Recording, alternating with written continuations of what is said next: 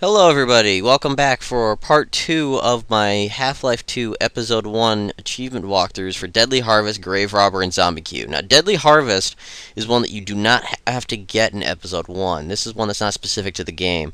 But it's pretty early on in the zombie section, and since the zombie section is where a lot of the achievements lie, it's pretty easy to get it. Now, right now, bam, you can kill them, and you get Deadly Harvest. Now, you don't have to kill them there, you don't have to kill them in this episode, but there's plenty of them. Now, we're going to cut to a funny joke here. A combine zombie. That's like a zombine, right? Zombine, get it?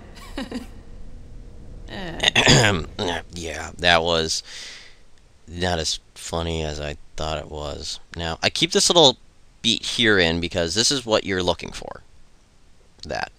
Now, when he pulls a grenade on you, that's so you can rip it out of your hands and you get Grave Robber. Now, you can't get it there because there's, stuff in your way. But, right after I act like a complete idiot and grab bullets for guns I'm never going to shoot because in this, when I was filming this, I was going for the one free bullet for you guys. Now, here's something very interesting. Once you walk into this area and you can't see a thing, a good idea is to actually fire that flammable liquid to the front of you to light that car on fire so you actually see the zombies coming at you. It makes things a lot easier, but, I go, let's fire to the right-hand side because I'm special that way. Now, he's going to pull a grenade on us right now. So you rip it out of his hands, you throw it at his friends and completely miss, or actually you hit them with it like an actual gamer would. Now, let's fast forward here a couple of seconds to where I beat them all because I'm awesome like that, and there's your first flare you'll be able to use.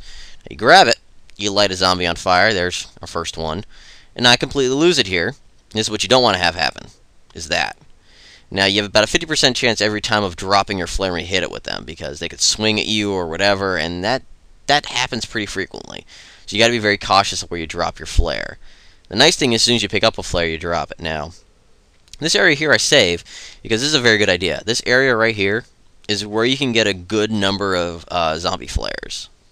So, you only get one flare in this area, but there's quite a few zombies. Now, what you want to do is actually get rid of that rock, which I don't do, and I end up paying for it, as you'll see a little bit later on. Now, once again, you got to be very careful about if you drop the flare, because once you drop it, you can very easily lose it. Now, as soon as you flip that thing open, the zombies will come after you. Now, I completely block it with the rock, and oh look, the rock. Lose a couple of seconds, and I throw the flare at myself. And I light him, but it doesn't count because Alex kills him a second later. Now, that one lights, so that one counts. I light this guy. I lose it, he swings, and now it's completely gone. It's actually in the truck there to the right, I end up finding out later. Now, let's fast forward to where you can get most of your zombie kills. Now, after the stinky water area, which is right here, after I'm absolutely terrible with moving things with the force, gravity gun. This little area here. Now, I save at the very beginning of it just so I can have a placeholder save. This game is very, very good about giving you 2 autosave slots. So, use those to your advantage, but don't rely on them. Do what I do here, create a save slot. Now, this will be so you can get most of your zombie EQ achievements. Or, your zombie Q achievement, is right in this area. There's about 2, 4, 5, 6, 7, 8 flares in this area, if you know where they all are. I show about 6 of them. There's 2 there. There's one in the very first area. There's one by that explosive barrel to the left. I don't highlight it in here, unfortunately, because I forgot that it was there until later on when I actually found it there. But there's a lot of flares in this area, so you have a very, very good chance of fucking up and getting them. Now, something to keep in mind is this is not the last area to get the achievement in the game. When you're in the hospital later on, you can get more of the zombie Q achievement. You can get more zombie flares in that area, but don't rely on that area because that area is pretty densely populated with Combine and everything, so it ends up making it pretty hard. Now, the best thing you can do is try to clear out these areas as fast as possible, or as well as you can, because nothing happens in this area until you pull the plank of wood off of the door. Now, you can clear out these areas as well as you can. I don't, and I end up paying for it in a few seconds, as you'll probably see. Actually, not as you probably will see. You will see. Now, right here's what I'm talking about. Once you lift that up, that's when it pops zombies. Lift it up, open the door, there's 2 zombies. Now, let's get it out. Oh no, I drop it, frowny face, into a pile of crap. Now I try to get it out here. I completely in this time Alex is over there, like having a nice discussion with the zombies about nice creams and salvins, and there I light a head crab on fire. That makes it all worth it. Light them, and I get pretty lucky in this part. I don't tend to drop the flare that often, so I get pretty lucky.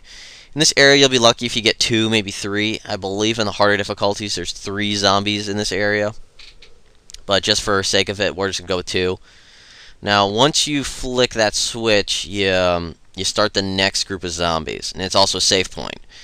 Now, this is the halfway point, so this is a decent place to start off with, but the nice thing about having that save point is, in case you fuck up, you can very easily start it off. Now, this is what I do. You want to pick up the flare and turn on your flashlight as soon as possible.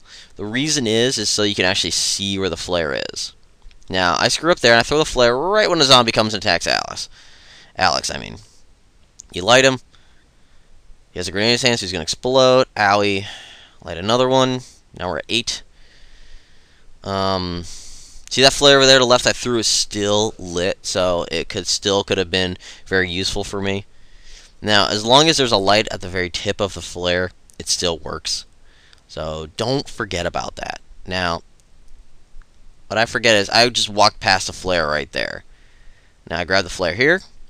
Now what I do here is very smart. You want to try to, if you have time, put the flare in front of you. So you just jab it into people, and you get the flare hits fast, and you just run around and start flaring people. Now here I get the 14th, and now I completely lose where everything is. Now, here I walk past the flare again. So that's why you want to kind of remember where all the flares are. So while you're doing this, walk through everything. Try to move every single thing that's explosive away from the flares, so that in case somebody explodes, you don't have an issue like that. Now here I walk past everything again because I'm a complete moron, and I'm sprinting with my my flashlight on, so I can't see anything. And I get my last one right there, and there it pops.